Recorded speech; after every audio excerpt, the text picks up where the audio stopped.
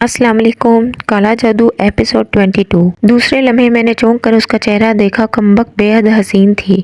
کوئی بھی بری فطرت کا انسان اس کا یہ حسن جمال دیکھ کر فریب کھا سکتا تھا۔ وہ بدستور مسکراتی نظروں سے مجھے دیکھ رہی تھی۔ میرے ذہن میں فوراً ہی کلام الہی کی ایک آیت ابھری اور بے اختیار میرے ہونٹوں تک آ گئی۔ آیت ابھی پوری نہیں ہوئی تھی کہ اچانک اس نے چیخ ماری اور اچھل کر کھڑی ہو گئی۔ اس کا سانس تیز چلنے لگا تھا۔ وہ پھٹی پھٹی آنکھوں سے مجھے دیکھ رہی تھی۔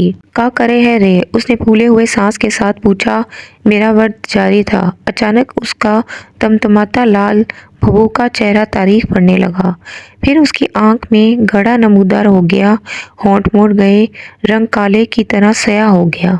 اس نے دوسری زوردار چیخ ماری اور کہا، ارے دیا رے دیا، یہ تو پاپی مسلح ہے۔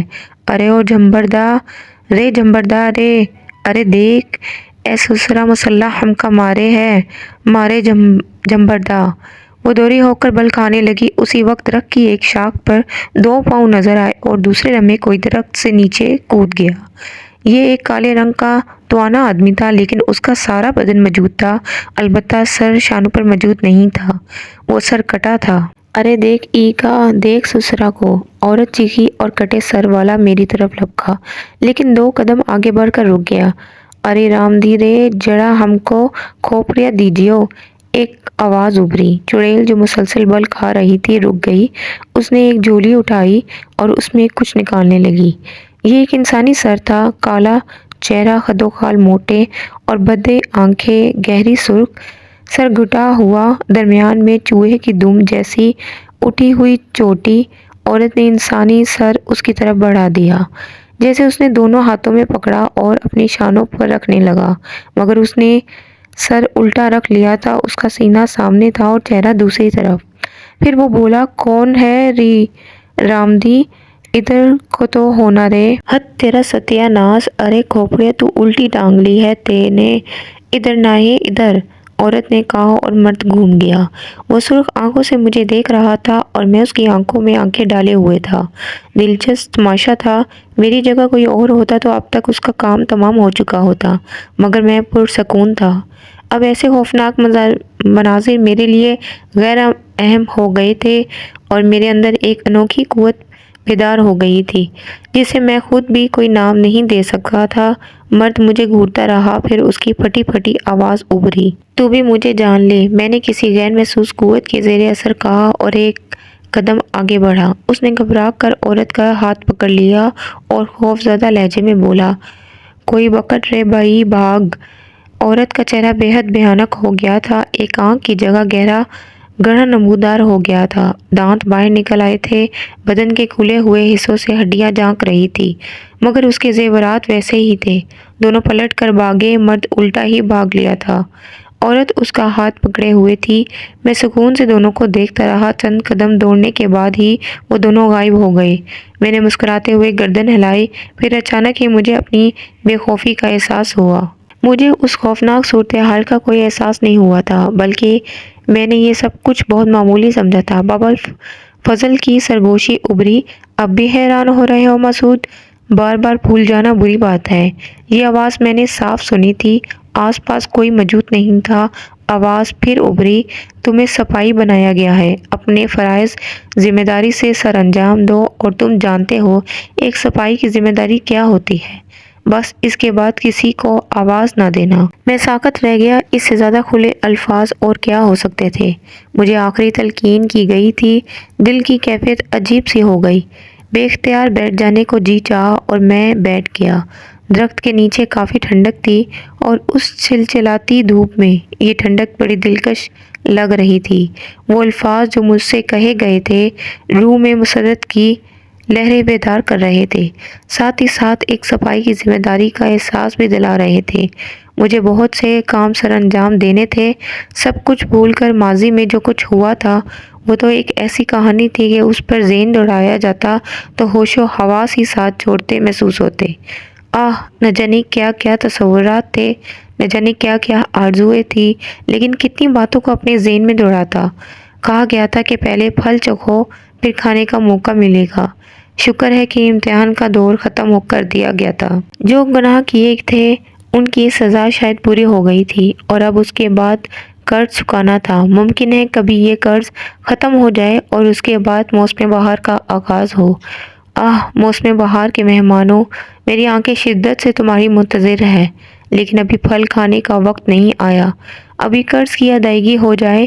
چشم تصور سے ماں کو دیکھا، باپ اور بہن اور بھائی کو دیکھا۔ ماموں ریاض بھی دل میں آئے اور ان کے سب کے تصور سے دل کو بڑی ڈھارس ہوئی۔ ان کے بارے میں خود سے کوئی سوال نہیں کیا تھا، جبکہ سارے سوالات کے جواب اندر موجود تھے۔ یہی امتحان تھا اور یہی قرض ادا کرنا تھا۔ یہ پرچے حل ہو جائیں تو پھر اپنے آپ پر غور کروں۔ ہاں، اس وقت تک کے لیے سب کو بلانا ضروری ہے، اور یہ بات بھی مجھے ذمہ داریاں سونپنے والوں ہی کو بتانی پڑے گی کہ کب امتحان کا دور ختم ہوگا، مگر ابھی تو آغاز ہی ہوا ہے۔ نہ جانے کتنی دیر اس طرح گزر گئی۔ چلچلاتی دھوپ مسلسل حشر سامانیاں برپا کر رہی تھی، اس کا احساس ہو رہا تھا۔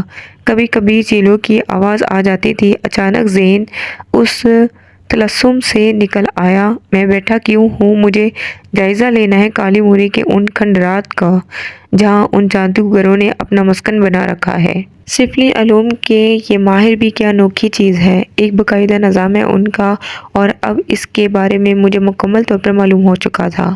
بوریا چرن کالے علم کا سب سے بڑا ماہر بننا چاہتا تھا، اور اس نے اس کے لیے اپنی تمام تر کارروائیوں کے ساتھ مجھے بھی اس جنجال میں پھنسا دیا تھا۔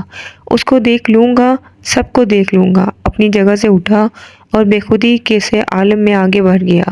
بہت فاصلے پر برقع درخت کا ایک طویل و عریض سلسلہ چلا گیا تھا۔ دور سے دیکھ کر یوں محسوس ہوتا تھا جیسے بہت سے درخت سر جوڑے کھڑے ہوں۔ انہی درختوں کے دامن میں گنگولی نے اپنا ٹھکانہ بنایا تھا۔ ہو کا عالم طاری تھا۔ اول تو یہ علاقہ ہی چندوسی کا ایک حصہ تھا جو بالکل بے مصرف تھا، اور ادھر سے انسانوں کا گزر ہی نہیں ہوتا تھا۔ دوم یہ کہ تیز دھوپ اور شدید گرمی نے ماحول کو آگ بنا رکھا تھا، اور بھلا آگ کے اس منظر میں جھلسنے کے لیے کون گھر سے باہر نکلے۔ برقع درختوں کے نیچے بڑی گھنی چھاؤں تھی۔ میں نے وہاں کچھ چیزیں رکھی تھی۔ برتن تھے، کالے رنگ کا ایک کمنڈل تھا، کچھ گٹھریاں سی پڑی ہوئی تھی، اور ایسی نہ جانے کیا کیا چیزیں۔ میں ابھی ان چیزوں کے سامنے ہی پہنچا تھا کہ درختوں کے عقب سے لمبے چوڑے جسم والا ایک سادھو نمودار شخص باہر نکلا۔ شکل و صورت سے عام سادھو سے مختلف نہیں تھی۔ بکھرے ہوئے، مٹی میں اٹے ہوئے بال، بڑھی ہوئی داڑھی، اس کے بدن پر ریچھ کی طرح لمبے لمبے سیاہ بال تھے۔ لباس بہت مختصر پہنا ہوا تھا۔ دھوتی ہی کا ایک پلو اٹھا کر کندھے پر ڈال لیا گیا تھا۔ لکڑی کی کڑھائیوں پہنے ہوئے تھا۔ کھٹ کھٹ کرتا ہوا برقعے کے درخت کے چوڑے تنے کے پیچھے سے باہر نکل آیا، اور اپنے بنچے ہوئے پتلے پتلے ہونٹوں کو مزید بھینچ کر مجھے گھورنے لگا۔ اس کی آنکھیں بہت سفید تھیں، پتلیاں بہت چھوٹی چھوٹی۔ ایک عجیب سی کیفیت ان آنکھوں میں پائی جاتی تھی۔ وہ مجھے دیکھتا رہا، پھر بولا، کیا بات ہے؟ کون ہے تو، اور ادھر کیوں آیا ہے؟ گنگولی ہے تیرا نام؟ ہاں، گنگولی ہوں۔ کیسے جانتا ہے مجھے؟ گنگولی، میں تجھ سے سری رام کی بیٹی کے بارے میں بات کرنا چاہتا ہوں۔ سری رام نے بھیجا ہے تجھے؟ کالے جادو سے معلوم کر۔ کالے جادو کا نام مت لے بیوقوف۔ اگر تو نے مجھے کالے جادو کی طرف لوٹا دیا تو تیرا کیا بنے گا؟ تو پھر ٹھیک ہے، بس یوں سمجھ لے کہ میں اسی کام سے یہاں آیا ہوں۔ تجھے جس مقصد کے بلایا گیا تھا وہ پورا کرنے کی بجائے تجھے سری رام کی بیٹی کے چکر میں پڑ گیا۔ میرے ان الفاظ پر گنگولی ہنس پڑا، بڑا مکرور کہکا تھا۔ اس کا ہنسنے کے بعد وہ بولا، دیکھا ہے اسے؟ ہاں دیکھا ہے۔ پھر بھی یہ بات کر رہا ہے؟ وہ تم لوگوں کی ملکیت تو نہیں ہے؟ آخر تم نے ایک شریف آدمی کو کیوں پریشان کر رکھا ہے؟ شریف آدمی؟ ارے چھوڑ چھوڑ اپنی گہ، میرے پاس سوداگر بن کر آیا ہے یا بیچ کا آدمی؟ نہ میں سوداگر بن کر آیا ہوں، نہ بیچ کا آدمی۔ تو یوں کر کہ گنگولی اپنا ساز و سامان اٹھا کر یہاں سے بھاگ جا، ورنہ کیا نقصان اٹھا جائے گا۔ اس نے گھور کر مجھے دیکھا، دیکھتا رہا، پھر ہنس پڑا اور بولا، میاں جی ہو؟ یہ بات ہے، سوچا ہی نہیں تھا ہم نے اب تک۔ ارے میاں جی، کس پھیر میں پڑ گئے ہو تم؟ جادو نگری ہے یہ، جاؤ جاؤ اپنا کام دیکھو، ہمیں ہمارا کام کرنے دو۔ جس شریف آدمی کی تم بات کر رہے ہو نا، وہ ضرورت سے زیادہ ہی شریف ہے۔ جاؤ بھاگ جاؤ جاؤ۔ دیکھ گنگولی، یہ سب ٹھیک نہیں ہے، میں تجھے سمجھانا چاہتا ہوں۔ اور اس کے بعد کیا کرو گے؟ اس کے بعد جو کچھ کروں گا وہ تیرے لیے اچھا نہیں ہوگا۔ ہمارے لیے کیا اچھا ہے کیا برا ہے یہ تم کیا جانو، جاؤ پہلے ہی اپنی خیر مناؤ، ذرا یہاں سے واپس جا کر دکھا دو تو میری بات نہیں مانے گا، نہیں مانیں گے سمجھے، جاؤ چلے جاؤ آگے بڑھو، دوپہر کا وقت ہے، آرام کرنے کا وقت، تم نے یہاں آ کر خواہ مخواہ ہمیں پریشان کر دیا، جاتے ہو یا پھر واپس بھجوائے تمہیں، گنگولی نے کہا اور میں پرسکون نگاہوں سے اسے دیکھتا رہا۔ پھر میں نے کہا 7 دن دے رہا ہوں تجھے گنگولی، صرف 7 دن، اور یہ 7 دن بہت ہوتے ہیں، 7 دن میں اگر تو یہاں سے نہ گیا تو اس کی جگہ تجھے راکھ کر کے رکھ دوں گا۔ گنگولی پھر ہنسا اور بولا ابھی غصہ نہیں آیا ہمیں، ابھی تو ہم اپنا کام کر رہے ہیں، اور اچھی بات ہے ذرا میاں جی تمہارے قصبل بھی دیکھ لیں گے، چلو اب جاؤ بات ہو گئی نا ہماری۔ میرا انتظار کیے بغیر وہ مڑا اور واپس درخت کے پیچھے چلا گیا۔ میں چند لمحات سوچتا رہا اور پھر گردن ہلا کر وہاں سے واپس پلٹ پڑا۔ مجھے جو کہنا تھا میں نے اسے کہہ دیا تھا، ان 7 دنوں کے اندر اگر ان لوگوں نے اپنے ڈیرے نہ اٹھا دیے تو پھر جو کچھ بھی کر سکوں گا ضرور کروں گا۔ 2 قدم آگے بڑھا تھا کہ دفعتاً ہی ایک گہرا گڑھا نظر آیا۔ میں نے دائیں بائیں نظر دوڑائی، گڑھے کی چوڑائی کوئی 8 فٹ کے قریب تھی۔ ابھی تھوڑی دیر پہلے یہ گڑھا موجود نہیں تھا، اب پڑ گیا تھا۔ مجھے حیرت ہوئی تھی، لیکن پھر دوسرے لمحے میں نے ایک لمبی چھلانگ لگائی اور گڑھا عبور کر گیا۔ 10-12 قدم آگے بڑھا تھا کہ پھر ویسا ہی ایک گڑھا نظر آیا۔ میں حیرانی سے ادھر ادھر دیکھا۔ یہ گڑھا تقریباً 12 فٹ چوڑا تھا۔ 8 فٹ لمبی چھلانگ تو میں نے جس طرح بھی بن پڑا لگا ڈالی تھی، لیکن اب یہ احساس ہو رہا تھا کہ یہ خاصا چوڑا گڑھا ہے۔ دفعتاً ہی میرا ذہن جیسے مفلوج سا ہو گیا اور میں نے آنکھیں بند کر کے آگے قدم بڑھا دیے۔ میں اس گڑھے پر پاؤں جماتا ہوا عبور کر گیا، جیسے تقریباً اندازے سے 12-14 فٹ آگے بڑھ گیا تو میں نے آنکھیں کھول دی اور پیچھے مڑ کر اس گڑھے کو دیکھنے لگا، لیکن گڑھا پیچھے نہیں آگے تھا، اور اب میرے اندر ایک ایسی انوکھی قوت بیدار ہو گئی تھی جس کا میں خود کوئی تجزیہ نہیں کر پا رہا تھا۔ یہ گڑھے میرا راستہ روکتے رہے لیکن میں انہیں بڑے اطمینان سے عبور کرتا رہا۔ اب تو میں چھلانگ بھی نہیں لگا رہا تھا، پیروں کے نیچے زمین نہ ہوتی، لیکن میرے قدم آگے بڑھتے رہتے، اور تھوڑی دیر کے بعد میں ان کھنڈرات کے سامنے تھا جو کالی موری کے کھنڈرات کہلاتے تھے۔ میری ذہنی قوت اس وقت کچھ عجیب سی ہو رہی تھی، بس کام کی باتیں سوچ رہا تھا، دوسری کوئی بات ذہن تک نہیں پہنچ پا رہی تھی۔ کالی موری کے کھنڈرات دھوپ میں جل کر سیاہ ہو چکے تھے، غالباً شبنم کی نمی اور دھوپ کی تیزی نے انہیں یہ رنگ بخشا تھا۔ میں اندر داخل ہوا اور کھنڈرات میں ایک چوڑے در کو عبور کر کے اندر پہنچ گیا۔ پھر میرے حلق سے آواز نکلی، گووندہ او گووندہ، کہاں چھپا پڑا ہے، سامنے آ سامنے آ۔ میں اپنی آواز کی بازگشت محسوس کرتا رہا۔ پھر میں نے دوسری بار اسے آواز دی اور تھوڑی دیر کے بعد کھڑبڑ کی آواز آنے لگی، لیکن جو چیز میرے سامنے ہے وہ بڑی عجیب و غریب تھی۔ یہ ایک لمبا چوڑا بیل تھا جس کے پورے جسم پر کالے کالے دھبے پڑے ہوئے تھے، لیکن اس کا چہرہ انسانی تھا، البتہ اس چہرے پر 2 سینگ اگے ہوئے تھے، اتنے اونچے اونچے سینگ کہ کسی بیل پر سر پر اس سے پہلے نہیں دیکھے گئے ہوں گے۔ وہ نتنوں سے آوازیں نکال رہا تھا اور اس کے ساتھ ساتھ ہی پھنکاریں سی گونج رہی تھی۔ اس نے مجھ سے کچھ فاصلے پر کھڑے ہو کر اپنے دونوں پاؤں زمین پر مارے اور زمین کھرچنے لگا۔ پھر اس نے بدن کو تھوڑا سا نیچے جھکایا اور اس کے بعد ایک طوفانی دھار کے ساتھ میری جانب لپکا۔ اس کے لمبے چوڑے جسم کو دیکھ کر ایک لمحے میں یہ احساس ہوا کہ اگر وہ مجھ پر آ پڑا تو میری ہڈیاں تک سرما بن جائیں گی، لیکن میں نے دونوں ہاتھ سامنے کیے اور اس کے قریب آنے کا انتظار کرنے لگا۔ اس نے گردن جھکا کر میرے سینے پر زوردار ٹکر مارنا چاہی، لیکن اس کے دونوں سینگ میرے ہاتھ میں آ گئے اور دوسرے لمحے میرے اور اس کے درمیان طاقت آزمائی شروع ہو گئی۔ میں پوری طاقت سے اس کے سینگوں کو داہنی جانب موڑ رہا تھا اور وہ اپنے جسم کی قوت صرف کر رہا تھا۔ زمین پر اس کے پیروں کے نیچے آنے والی اینٹیں چور چور ہوتی جا رہی تھی، لیکن وہ مجھے ایک قدم بھی پیچھے نہیں دھکیل پایا تھا، یہاں تک کہ میں نے اس کی گردن بری طرح موڑ دی اور اس کا قوی ہیکل جسم بڑی تیز آواز کے ساتھ زمین پر آ پڑا۔ میں نے اسے پٹک دیا تھا، بہت زوردار آواز ہوئی تھی اور بیل گرنے کے بعد پھر نہ اٹھ سکا تھا اور ہاتھ اور پاؤں مار رہا تھا۔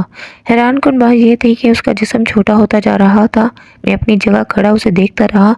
اچانک ہی مجھے پیچھے سے آواز سنائی دی، کون ہے تو؟ یہاں کیا کر رہا ہے؟ میں ایک دم گھوم گیا، تب میں نے ایک نوجوان آدمی کو دیکھا۔ باریک ململ کا کرتا اور دھوتی پہنے ہوئے تھا، بال سلیقے سے بنے ہوئے تھے، چہرہ بھی خوبصورت تھا۔ میں اس کی طرف رک کر کے کھڑا ہو گیا۔ تو گووندا ہے؟ ہاں، مگر تو کون ہے؟ ابھی تک تیرا دشمن نہیں ہوں، اگر تو میری بات مان لے۔ وہ میرا چہرہ دیکھتا رہا، پھر اچانک مسکرا پڑا اور بولا، اندر آجا، آجا، وعدہ کرتا ہوں کہ تجھ سے بات کروں گا اور تجھے کوئی نقصان نہ پہنچاؤں گا۔ آجا، مرد کا بچہ ہوں، وچن دے رہا ہوں تجھے۔ میں نے پلٹ کر بیل کو دیکھا اور چونک پڑا، وہ اب وہاں موجود نہیں تھا۔ لمبا چوڑا بیل غائب ہو گیا تھا۔ گووندا نے کہا، وہ میرا بیر تھا، تجھے نقصان نہ پہنچاتا، بس ڈرا رہا تھا۔ یہ وقت ہم کالے جادو والوں کے لیے گیان کا ہوتا ہے اور ہم کسی سے ملتے نہیں۔ میں نے بیر اس لیے چھوڑے تھے کہ ضرورت مند ہر وقت آتے جاتے ہیں، مگر تو نے میرا بیر ہی مار گرایا۔ چل آجا، اندر آجا۔ وہ واپس مڑ گیا۔ میں اس کے ساتھ کنڈرات کے دوسرے حصے میں آ گیا۔ اندر ایک جگہ بالکل درست حالت میں تھی، مگر وہاں کوئی چیز نہیں تھی، بس چند پتھر پڑے ہوئے تھے۔ البتہ جگہ ٹھنڈی تھی۔ بیٹھ جا، گووندا نے کہا اور میں ایک پتھر پر بیٹھ گیا۔ میرا علم بتاتا ہے کہ تو مسلمان ہے۔ الحمدللہ۔ یہاں کیوں آیا ہے؟ تجھ سے بات کرنے۔ کیا بات کرنے؟ تو پوجا وطنی کا پیچھا چھوڑ دے۔ اوہ، تیرا اس سے کیا سمبندھ ہے؟ کچھ نہیں، بس وہ ایک انسان ہے۔ بس، یا اور کچھ؟ نہیں، بس یہی بات ہے، میں نے جواب دیا۔ انسان تو میں بھی ہوں مورخ۔ اگر صرف بات انسانیت کی ہے تو تجھے میرا بھی خیال کرنا چاہیے، میں بھی تو انسان ہوں۔ تجھے کیا تکلیف ہے گووندا؟ تو اچھا خاصا ہے۔ جو کچھ میں نے تیرے بارے میں سنا ہے، اسے پتہ چلتا ہے کہ تو نے گندے علم کا کاروبار کر رکھا ہے اور لوگوں کو تجھ سے نقصان پہنچتا ہے۔ گووندا ہنس پڑا، پھر بولا، ایک طرف کی سن کر دوڑ پڑے مہاراج کمار گووندا پر۔ گووندا کے بارے میں بھی انہی لوگوں سے پوچھ لیتے جو اب کرا رہے ہیں تمہیں، مگر تمہیں کیا پڑی؟ خیر، اب ہمیں بتاؤ ہمارے پاس کیسے آئے ہو؟ ایک بیر کو پچھاڑ مارنا کوئی کارنامہ نہیں، کسی خوش فہمی کا شکار مت ہو جانا۔ ہمارا تم سے کوئی جھگڑا نہیں، ابھی تک کسی مسلمان کو ہمارے ہاتھوں کوئی نقصان نہیں پہنچا، ہمیں اس کے لیے مجبور مت کرو۔ میں صرف یہ چاہتا ہوں گووندا کہ تو پوجا کا پیچھا چھوڑ دے۔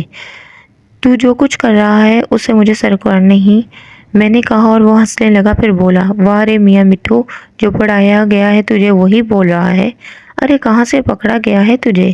اور کس نے پکڑا ہے؟ کیا سری رام نے؟ اب وہ دوسرے دھرم والوں سے مدد لینے دوڑ پڑا ہے۔ ارے بھائی، ہمارے جیون کا ایک ہی مقصد ہے اور وہ ہے پوجا۔ پوجا کے لیے ہی تو ہم نے یہ ٹانگ رچایا ہے سارا۔ تجھے معلوم تو کچھ ہے نہیں، بس طوطے کی طرح پڑھا اور آ گیا ہمارے سامنے۔ تو پوجا کے پیچھے کیوں پڑ گیا ہے آخر؟ عمر تو تیری بھی زیادہ نہیں ہے، پریم کیا ہے کبھی تو نے؟ تو پوجا سے محبت کرتا ہے، مگر کیسا عاشق ہے یار۔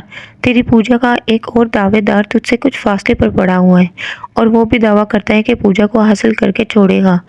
گووندا ایک دم سنجیدہ ہو گیا، پھر اس نے گھراتے ہوئے لہجے میں کہا، وہ پوجا کے چرنوں کی دھول بھی نہ پا سکے گا۔ اس کے پاس ہے کیا؟ ایک لونا چمارن کا جاپ کر لیا ہے اس نے، بس یہی اس کا گیان ہے۔ جب چاہوں گا اس کا ناش کر دوں گا۔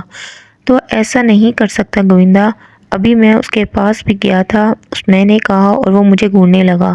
پھر اس کا انداز بدل گیا، گن کے پکے لگتے ہو میاں جی، دیکھو سمجھا رہے ہیں تمہیں، ہماری کہانی دوسری ہے، اسے پھیر میں مت پڑو۔ ہو سکتا ہے تمہارے پاس گیان ہو، ہم سے جھگڑا مت کرو، ہم نے بڑی تپسیا کی ہے، بڑے دکھ اٹھائے ہیں ہم نے، ہمارا علم کالا ہے، ہم مانتے ہیں اور ہم تمہارے علم کا احترام کرتے ہیں، تم سے جھگڑا کرنا نہیں چاہتے۔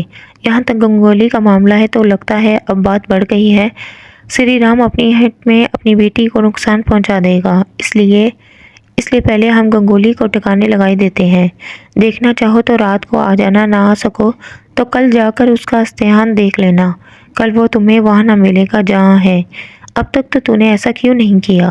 بس نہیں کیا، اب کر لیں گے، مگر اس کے بعد تم ہمارا سامنا مت کرنا، ہم تم سے بنتی کرتے ہیں۔ ہو سکتا ہے تمہارا علم ہم سے بڑا ہو، ہم کبھی کسی مسلمان کے علم سے نہیں ٹکرائے۔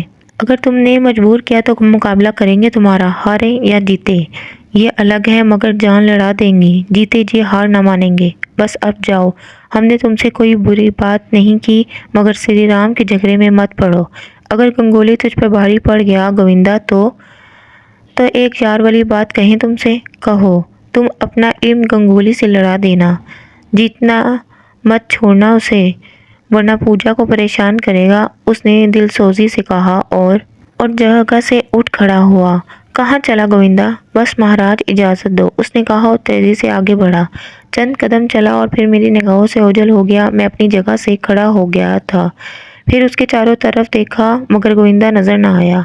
मैं देर तक वहां गुमसुम खड़ा रहा था। अजीब सी गुफ्तगू थी, बड़ा अजीब लगा था वो मुझे। न जाने कैसा एहसास हो रहा था, फिर वहां से वापसी के अलावा क्या कर सकता था। मैं रास्ते भर गोविंदा के बारे में सोचता रहा था। उस जगह से भी गुजरा जहां उस पिछल पैरी का देखा था, मगर अब वहां कुछ नहीं था। थोड़ी देर के बाद बस्ती में दाखिल हो गया, मगर काले जादू के दोनों माहिरों से ये मुलाकात बहुत दिलचस्प थी। गोविंदा ने जो दावा किया था वो भी बेहद दिलचस्प था। और भला ये कैसे मुमकिन हो सकता था कि रात को मैं यहाँ मौजूद ना हूँ। सलामत अली साहब के मकान में दाखिल हुआ तो सूरज ढल रहा था। फरकंदा बेगम सामने आ गई। मुझे घूरते हुए बोली, गजब खुदा का, ये आप कहाँ आवारागर्दी करते फिर रहे हैं? जनाब ज़रा आईना देखिए, चेहरा धूप से काला पड़ गया है। मैं कहती हूँ ये धूप में बाहर निकलने की क्या ज़रूरत पेश आ गई थी आपको? लो लग जाती है तो क्या होता, बीमार पड़ना है? बस यूं ही आपको चंदूसी देखने निकल गया था। फरकंदा, मैंने माजरत आमेज लहजे में कहा। सुनिए मसूद मियाँ, ये ना समझे कि यहाँ आपका कोई सरपरस्त मौजूद नहीं है। जो चाहेंगे करेंगे। किससे पूछकर बाहर निकले थे आप? फरकंदा सख्त लहजे में बोली। क्या बकवास कर रही है फरकंदा? दिमाग खराब हो गया है? ये तू मसूद मियाँ से किस लहजे में बात कर रही है? अरे पागल हो गई है क्या? ना जाने कहाँ से सलामत अली निकल आए। उन्होंने फरकंदा के अल्फाज सुन लिए थे। कोई गलत कह रही हूँ अबू? आप इनका चेहरा खुद देख लें, आखिर ये धूप में क्यों निकले थे? फरकंदा बिला झिझक बोली, ये तू कौन होती है? मैं दिमाग ठीक कर दूंगा तेरा। माफ़ कर दे मसूद मियाँ, माफ़ कर दे। ना जाने किस जोंक में ये बकवास कर गई। आइंदा मैं इसे समझा दूंगा। सलामत अली परेशानी से बोले। नहीं सलामत अली साहब, खुदा के लिए नहीं। आप इन अल्फाज और लहजे की कीमत नहीं जानते। खुश नसीबों को ये डांट मिलती है। मुझसे मेरी ये खुशबख्ती ना छीने। आपने मुझे फरासत का दर्जा दिया है, हम बहन भाई के दरमियान ना आए। ओह अच्छा ठीक है, अगर ऐसी बात है तो। सलामत अली शर्मिंदगी से कहने लगे। फरकंदा उसी तरह तनी खड़ी थी, इतनी प्यारी लग रही थी वो मुझे कि जी चाहा बढ़कर पेशानी चूम लूं, मगर ये भी हुक्म ना था मुझे। उसने फिर कहा, चलिए गुस्ल लीजिए, मैं चाय तैयार कराती हूँ। मैं खामोशी से अंदर चल पड़ा और सलामत अली सर खुजाते रह गए। गुस्ल करते हुए मैं गोविंदा के किरदार के बारे में सोचता रहा। अनोखा किरदार था, एक अजीब सा एहसास हो रहा था मुझे। दिन भर की लू और तपिश के बाद शाम ठंडी हो गई थी, चाय वगैरह पी ली गई। 7 बजे के करीब सलामत अली मेरे पास आ गए। दोपहर को काली मूरी गए थे मसूद मियाँ। जी हाँ, रात को भी जाना है। ओहो, आहिस्ता से बोले, यूं लगा जैसे कुछ कहना चाहते हो मगर रुक गए हो। चंद लम्हात खामोश रहे, फिर बोले, क्या बताऊं मसूद मियाँ, मैं खुद गंजक्कर बन गया हूँ। क्यों सलामत अली साहब? तुम्हारा वो एहतराम नहीं हो रहा जो होना चाहिए, बल्कि ये बच्चे नावाकिफियत की बिना पर इस कदर बेतकल्लुफ़ हो गए हैं कि मुझे खौफ आने लगा है। बेटे, दरअसल तुम्हारा तारुफ उस अंदाज में हुआ है कि वो तुम्हें समझ नहीं पाए हैं, और फिर तुम्हारी उम्र भी उन्हीं के लगभग है। और फिर मैं खुद, भला ये बातें पूछने की है जो मैं पूछ रहा हूँ? आप खुद ये सारी बातें सोच रहे हैं, जबकि मैं आपको बता चुका हूँ कि मैं कुछ भी नहीं हूँ। इन लोगों की बेतकल्लुफ़ी मुझे अपने घर का माहौल याद दिलाती है, और मुझे अच्छा लगता है कि मैं भी भाई बहन और माँ बाप वाला हूँ। वो लोग कहाँ हैं? सलामत अली ने बेख्तियार पूछा। अल्लाह की इसी ज़मीन पर, मैं नहीं जानता, मैंने जवाब दिया। सलामत अली खामोश हो गई। कुछ देर के बाद फिर बोले, काली मूरी रात को जाओगे? हाँ, शायद कुछ हो जाए। क्या? वो बोले, और मैं उन्हें अजीब सी नज़रों से देखा। वो बहुत जल्दी से बोले, मेरा मतलब है कि तुम्हें तो कोई नुकसान पहुंचने का खदशा नहीं है। उफ भाई, न जाने क्या कहना चाहता हूँ। बस अपना ख्याल रखना। जी बेहतर, मैंने अदब से जवाब दिया। मैं समझ रहा था कि वो क्या कहना चाहते हैं। उस खुशबख्ती को मैं नज़रअंदाज नहीं कर सकता था।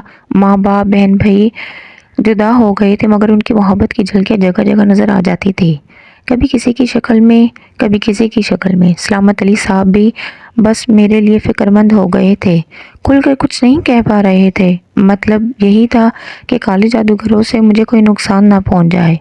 ईशा की नमाज़ पढ़ने के बाद रात का खाना खाया और दिल बेचैन हो गया। काली मूरी का फासला भी ज़्यादा था। चल پڑھنا چاہیے۔ فراست کے بارے میں سلامت علی صاحب نے بتایا تھا کہ وہ ایک کام سے بلند شہر گیا ہے، اسی لیے وہ نظر نہیں آیا تھا۔ بالآخر میں خاموشی سے گھر سے نکل آیا اور کالی موری کے فاصلے طے کرنا لگا۔ چھوٹے شہر تاریکی کے ساتھ ہی سنسان ہو جاتے ہیں، یہی کیفیت چندوسی کی تھی۔ حالانکہ ابھی رات کا آغاز ہوا تھا، مگر گلیاں بازار اس طرح سنسان اور تاریک پڑے تھے جیسے آدھی رات گزر گئی ہو۔ میں چلتا رہا، سڑکوں پر کتوں کا راج تھا۔ بھونک رہے تھے، لڑ رہے تھے، مگر کوئی مجھ پر نہیں لپکا تھا۔ شہر پیچھے رہ گیا، میری رفتار تیز ہو گئی۔ اس جگہ ذرا سی جھجک ہوئی جہاں چڑیل اور سرکٹا دیکھا تھا، مگر اب خاموشی تھی۔ ایک لمحے میں فیصلہ کر لیا کہ گنگولی کی طرف رخ کروں اور اسی طرف بڑھا۔ دونوں کے بارے میں اندازہ لگا چکا تھا کہ دونوں ہی سفلی علوم جانتے ہیں۔ اگر گووندا کا دعویٰ درست تھا تو ان کے درمیان جادو کی عمارت کا آرائی زبردست ہوگی، یا ممکن ہے کہ میرے آنے سے پہلے ہو چکی ہو۔ درختوں کے سلسلے کے پاس رک گیا، بس کچھ فاصلے پر گنگولی کا آستھان تھا۔ میں ایک درخت کے نیچے کھڑا ہو گیا۔ اچانک ایک سرسراہٹ سنائی دی اور میں چونک کر آنکھیں پھاڑنے لگا، مگر آواز دوبارہ نہ سنائی دی۔ ہو سکتا ہے کوئی گیدڑ یا دوسرا جانور ہو۔ پھر اچانک درختوں کی دوسری طرف روشنی سی نظر آئی اور میں ادھر دیکھنے لگا۔ روشنی متحرک تھی، پھر وہ درختوں کے پیچھے سے نکل آئی۔ ایک مشال روشن تھی، لیکن اس سے شعلے نہیں نکل رہے تھے۔ غور سے دیکھنے سے اندازہ ہے کہ وہ انسانی کھوپڑی تھی جو ایک ڈنڈے سے اڑسی ہوئی تھی۔ روشنی اس سے پھوٹ رہی تھی اور یہ مشال گنگولی کے ہاتھ میں تھی۔ گنگولی اس وقت دن میں سے مختلف نظر آیا۔ وہ گلے میں بہت سی کھوپڑیاں ہار کی شکل میں پہنے ہوئے تھا۔ ان کھوپڑیوں کی آنکھوں کے گڑھے بھی روشن تھے۔ وہ تھرکتا ہوا میری طرف بڑھ رہا تھا۔ میں سنبھل گیا۔ اس کا مطلب ہے کہ اسے میری آمد کا علم ہو گیا تھا۔ اب میں نے اپنے آپ کو چھپانا مناسب نہیں سمجھا اور گنگولی کے سامنے آ گیا۔ گنگولی نے ہاتھ سیدھا کیا اور مشال کے نچلے حصے کو ایک درخت کے تنے میں زور سے مارا، اور درخت کا ٹھوس اور مضبوط تنا ایسا نہیں تھا کہ کسی معمولی ضرب سے اس میں سوراخ ہو جائے، لیکن مشال کوئی 8 انچ کے قریب درخت کے تنے میں پیوست ہو گئی۔ گنگولی نے اسے چھوڑ دیا۔ آس پاس تیز روشنی پھیل گئی تھی۔ ارے میاں جی، تم کیوں اپنی جان گنوانے پر تلے ہوئے ہو؟ بار بار آ جاتے ہو۔ یہ بہروں کا آستھان ہے، نہ جانے کون کون یہاں آتا جاتا ہے۔ کوئی گردن مروڑ لے گا، اب کیسے آن مرے۔ بس گنگولی دیکھنا چاہتا تھا کہ تم کیا کر رہے ہو۔ ایسے کام نہ دیکھا کرو میاں جی، تو اچھا ہی ہے۔ تم نہ جانے کیا کیا سوچ رہے ہو۔ اپنے من میں بالی سی عمر ہے، کھانے پینے کے دن ہے، اور پڑ گئے ہو کالے جادو کے پھیر میں۔ اب تو آ گئے ہو ادھر، آئندہ مت آنا۔ دراصل گنگولی تجھ سے کئی باتیں کرنا رہ گئی تھی، سو وہ کرنے چلا آیا۔ ارے شکر کرو کالے راتوں کا موسم ہے۔ نکلا ہوتا چاند تو تمہیں مزہ آ جاتا یہاں آنے کا۔ کیوں؟ چاند سے کیا ہوتا؟ میں نے سوال کیا اور گنگولی پھر ہنس پڑا۔ سبھا لگی ہوتی ہے چاندنی راتوں میں، بیروں اور ویروں کی۔ سارے کے سارے اپنی اپنی کتھائیں کہہ رہے ہوتے ہیں، لڑتے ہیں، جھگڑتے ہیں، ایک دوسرے کو نوچتے ہیں، بنبوڑتے ہیں، اور اگر بیچ میں کوئی آ جائے تو اسے بھی چٹ کر جاتے ہیں۔ واقعی یہ تو اچھا ہوا گنگولی کہ چاندنی راتیں نہ ہوئی۔ اچھا تمہیں ایک بات بتاؤ، تمہیں پتہ ہے کہ گووندا سری رام کی بیٹی پوجا کو حاصل کرنے کے چکر میں ہے اور تمہیں اسی کے خلاف یہاں بلایا گیا تھا۔ تم خود پوجا کے چکر میں پڑ گئے اور تم یہاں ڈیرا ڈال لیا۔ اس طرح ڈیرا ڈالنے سے کیا تمہیں پوجا مل جائے گی؟ واہ میاں جی واہ، اچھی سوچ جو یہ سارے باولے نہیں سوچ سکے۔ میاں جی، گووندا اور ہمارا ابھی تک آمنا سامنا نہیں ہوا، جانتے ہو کیوں؟ ارے ہم نے بھی گووندا کو آزاد چھوڑ رکھا ہے، نہ اس نے ہم پر وار کیا نہ ہم نے اس پر۔ ہم انتظار کر رہے ہیں کہ گووندا سری رام کو پریشان کرے، اور جب ان کی ناک میں دم آ جائے تو وہ دوڑے ہماری طرف اور ہم پوجا کو ان سے مانگ لیں۔ اگر ہم نے گووندا کو کوئی نقصان پہنچا دیا تو پھر بھلا سری رام کو کیا پڑی کہ ہماری مانے۔ جب تک گووندا نے ہمیں نہیں چھیڑتا ہم اسے نہیں چھیڑیں گے، اور اگر گووندا کو یہ بات معلوم ہو گئی کہ تمہارا کیا ارادہ ہے تو کیا وہ تمہیں چھوڑ دے گا؟ میں نے پوچھا۔ یہ تو ہونا ہے میاں جی، جھگڑا تو رہے گا ہمارا اسے۔ اگر ہمارے من میں پوجا کو حاصل کرنے کا خیال نہ آ جاتا تو ہم اس کام کے لیے تو آئے تھے۔ گووندا سے ہماری ٹکر ہوتی، مگر تم اگر پوجا کو دیکھا ہے تو تمہیں بھی اندازہ ہو گیا ہوگا کہ وہ کیسی سندر ہے۔ بات ہم نے بیچ میں اس لیے چھوڑ دی کہ اب اگر جھگڑا ہو گووندا سے تو پوجا کے لیے ہو۔ دفعتاً ہی ایک عجیب سی آواز فضا میں ابھری اور ایک بھیانک منظر نگاہوں کے سامنے آ گیا۔ گنگولی کی گردن میں کھوپڑیوں کا جو ہار پڑا ہوا تھا اس میں روئی ہوئی کھوپڑیوں کے منہ سے طرح طرح کی آوازیں نکلنے لگی، منمناتی ہوئی آوازیں جو کچھ کہہ رہی تھی، کوئی بھاری آواز، کوئی باریک آواز، کسی کھوپڑی کے منہ سے معصوم بچے جیسی آواز نکل رہی تھی تو کوئی نسوانی آواز میں چیخ رہی تھی۔ ان کے الفاظ تو سمجھ نہیں آئے تھے، مگر گنگولی کے انداز سے یہ پتہ چلتا تھا جیسے اسے کوئی خاص اطلاع ملی ہو۔ وہ اچانک سے اچھل کر تھوڑے فاصلے پر پڑے ہوئے ایک بڑے سے پتھر پر چڑھ گیا اور اس نے ادھر ادھر گردن گھمانا شروع کر دی اور پھر ایک جانب کچھ دیکھنے لگا۔ میری نظریں بھی اسی طرف سے اٹھ گئی تھی۔ مدھم تاریکی میں میں نے بھی اس متحرک ہیولے کو دیکھ لیا جو اسی سمت آ رہا تھا۔ پھر وہ ہیولا میری نگاہوں میں روشن ہو گیا۔ کالے رنگ کے ایک بھینسے پر گووندا سوار تھا اور بھینسا اسی سمت بڑھ رہا تھا۔ گووندا نے اپنے سر پر ایک بڑوں کا تاج پہنا رکھا تھا، لیکن جو چیز میں نے انوکھی دیکھی تھی وہ اس کے بہت سے ہاتھ تھے جو اس کے جسم سے لگے ہوئے تھے۔ ان ہاتھوں میں طرح طرح کے ہتھیار دبے ہوئے تھے، کسی میں لمبی سی ہڈی، کسی میں کلہاڑی، کسی میں نیزہ۔ وہ بھینسے کو دوڑاتا اسی سمت آ رہا تھا۔ گنگولی پتھر سے نیچے اتر آیا۔ اس نے دونوں ہاتھ فضا میں بلند کیے، زمین کی طرف چہرہ جھکایا اور چکر سے کاٹنے لگا۔ پھر ایک دم سیدھا ہو گیا۔ اس کے حلق سے ایک ہولناک چیخ نکلی، دوبارہ اسی انداز میں چیخا اور پھر اس کا بدن بری طرح کانپنے لگا۔